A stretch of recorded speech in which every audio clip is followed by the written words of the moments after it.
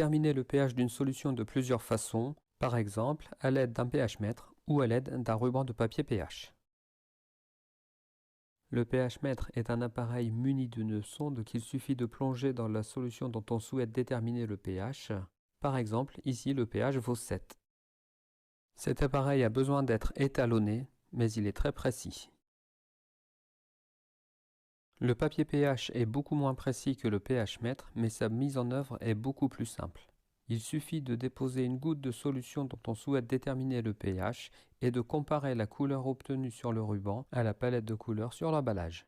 Je vais mesurer le pH de 3 solutions, donc je découpe 3 morceaux de ruban de papier pH que je dispose dans 3 emplacements de la plaque à essai. Avec la solution numéro 1, le papier pH prend une teinte orange, ce qui correspond à une valeur de pH égale 4. Avec la solution numéro 2, le papier pH prend une teinte verte, ce qui correspond à une valeur de pH égale à 7. Avec la solution numéro 3, le papier pH prend une teinte bleue, ce qui correspond à une valeur de pH égale à 10. Je vous rappelle que le pH est une grandeur sans unité, donc les trois valeurs mesurées sont pH égale 4, pH égale 7 et pH égale 10.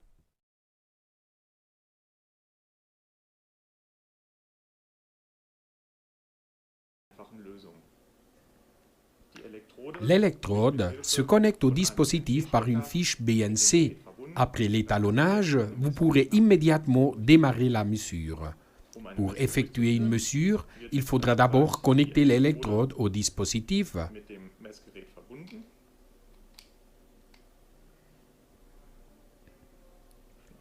Je lâche une fois le câble et je retire la bouteille avec la solution de conservation.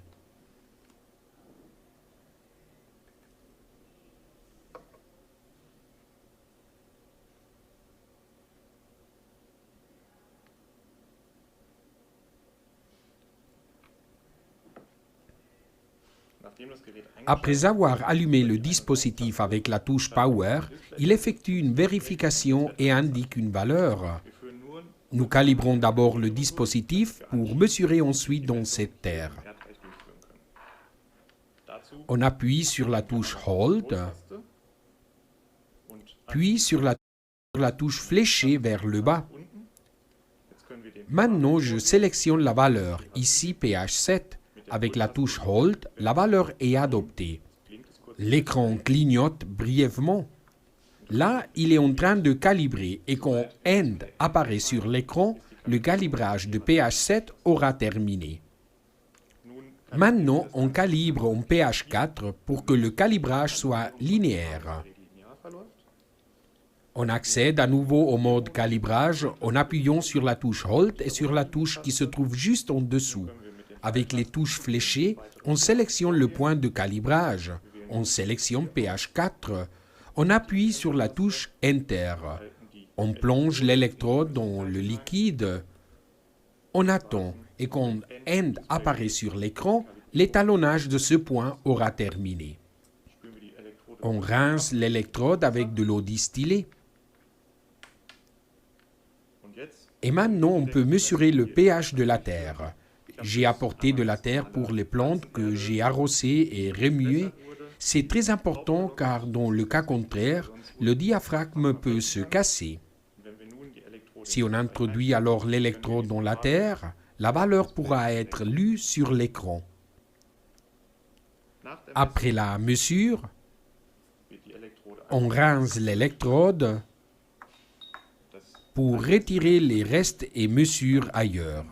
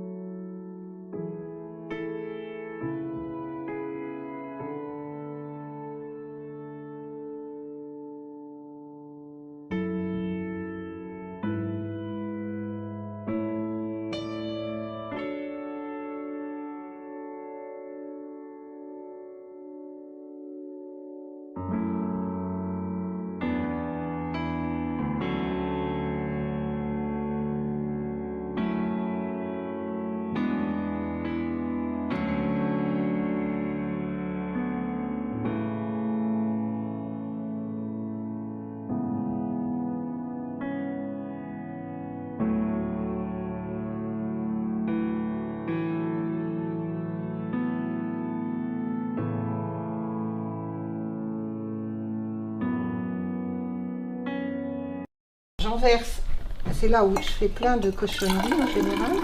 Donc j'en verse une petite hauteur dans un des tubes. On va mettre les graduations derrière pour pas qu'elles nous gênent. On s'en fiche, hein, des graduations. Et puis j'en mets à peu près la même chose de l'autre côté. Voilà. Et donc, au sein de cette eau, j'ai des petits grains d'argile blindés d'électricité négative qui s'agitent de tous les côtés. Dès qu'une argile a tendance à se rapprocher de sa copine, hop, elle repart de l'autre côté. Donc le trouble va rester plus ou moins permanent. Je prends de l'eau avec du calcium dedans. Le calcium vient d'un produit qui en contient, qui s'appelle la chaux. J'ai mis de la chaux dans de l'eau. J'en ai mis beaucoup, donc il y a un dépôt. Donc je vais bien secouer. Pareil pour... Voilà, je ne vais mettre du calcium que dans un des deux tubes. Donc on a dans la tête ce qui va se passer, sans qu'on le voit, mais les ions calcium vont aller se coller sur les argiles, un calcium prenant 2 charges. Comme je vais en mettre beaucoup, il y en aura assez, vous inquiétez pas, il y a assez de calcium pour calmer tout le monde. Et elles vont devenir électriquement comment, mes argiles?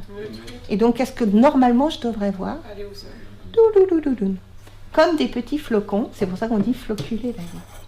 Alors vous allez voir, ça va vite. Hein. Je vais mettre là où il y a le plus. Hop. Et voilà.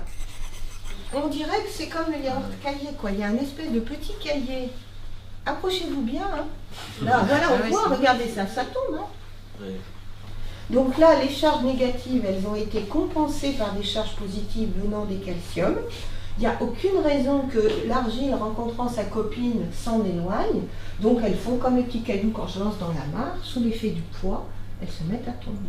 En fait, c'est la même chose avec l'humus, parce que l'humus est négatif. S'il y a de l'eau, hop, hop, hop, tout le monde se met à gigoter. Et la maison s'écroule. Vous voyez là, petit à petit, ça va se clarifier. Alors les plus petites des argiles mettent du temps à tomber.